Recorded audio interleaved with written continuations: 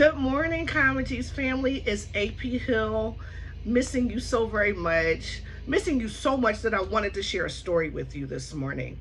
And this morning, I borrowed a book from my daughter's library, and it is one of our favorites, and it's called The Snowy Day.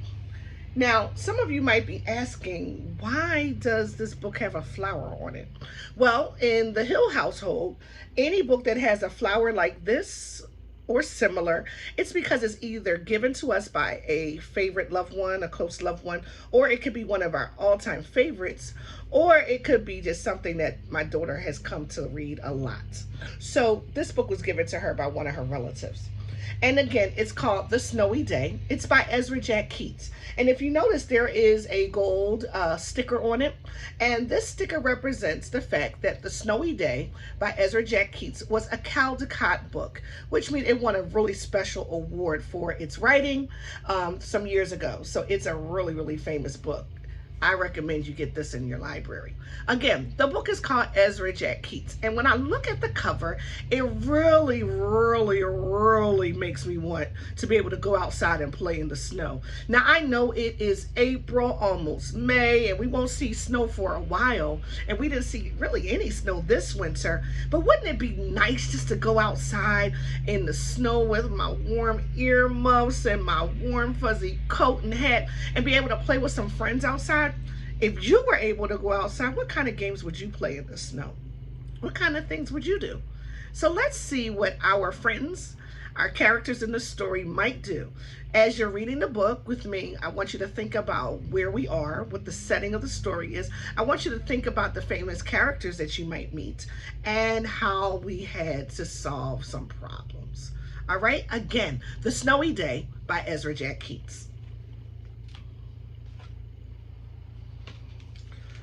One winter morning, Peter woke up and looked out the window. Snow had fallen during the night. It covered everything as far as he could see.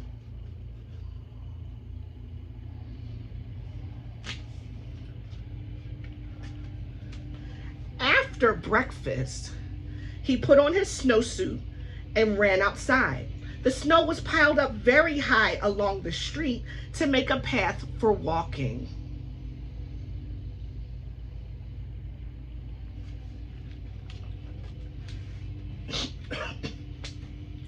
Crunch, crunch, crunch. His feet sank into the snow. He walked with his toes pointing out like this. He walked with his toes pointing in like that. He was making a pattern in the snow. Then he dragged his feet slowly to make tracks, and he found something sticking out of the snow that made a new track. Let's pause for a minute and make a prediction. What could that item be that is sticking up out of the snow? Do you have any ideas of what it could be? Would that item be helpful to his journey today? What's your prediction? What do you think? Let's see if your prediction matches up with the story. Let's see what Peter is doing. It was a stick. It was a stick that was just right for smacking a snow-covered tree.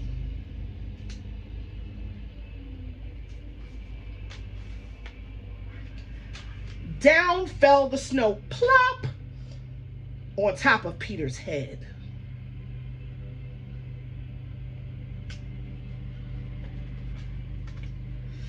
He thought it would be fun to join the big boys in their snowball fight, but he knew he wasn't old enough, not yet. Friends, how does that make you feel when you're a small little guy and the big kids don't let you play?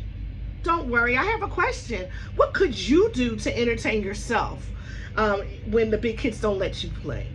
There are some games that you can do. What would I do? I think I might make a snowman.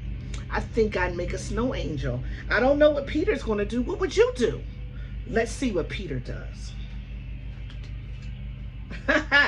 So he made a smiling snowman and he made angels. Our prediction was correct.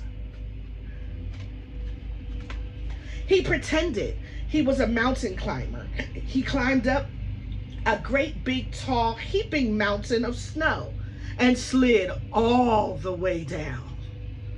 Wow, that looks a lot of fun. There must have been a whole lot of snow there. He picked up a handful of snow and another and still another. He packed it round and firm and put the snowball in his pocket for tomorrow. Then he went into his warm house. He told his mother all about the adventures while she took off his wet socks.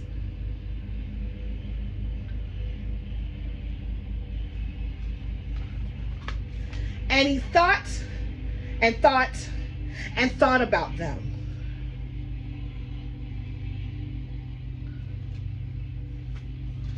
Before he got into bed, he looked in his pocket.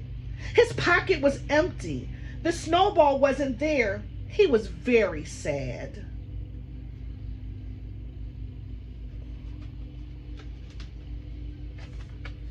While he slept, he dreamed that the sun had melted all the snow away. But when he woke up, his dream was gone. The snow was still there. New snow was falling.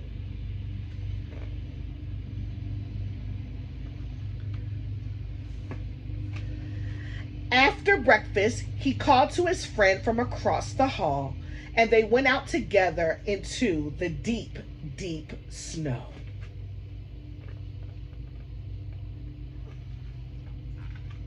So, a couple of questions I want you to think about as we close today. Remember, there are always times when we're able to go outside, and sometimes we might have to play by ourselves. I want you to think about how you can play by yourself if you're not allowed to play with the bigger kids, or if you're just outside alone. Secondly, we also want you to remember who the characters were. Remember, in this story, I think we were introduced to Peter. We were also introduced to his mom. So today, as you prepare to go about your day and do whatever you're going to do, I want you to be safe. I want you to have fun, but I also want you to add this book. Go to the library when you can, online, or even go to YouTube and find this book yourself that you can read later. I miss you so much, and I hope to see you really soon. Again, this book is The Snowy Day by Ezra Jack Keats. Have a good day. Be safe.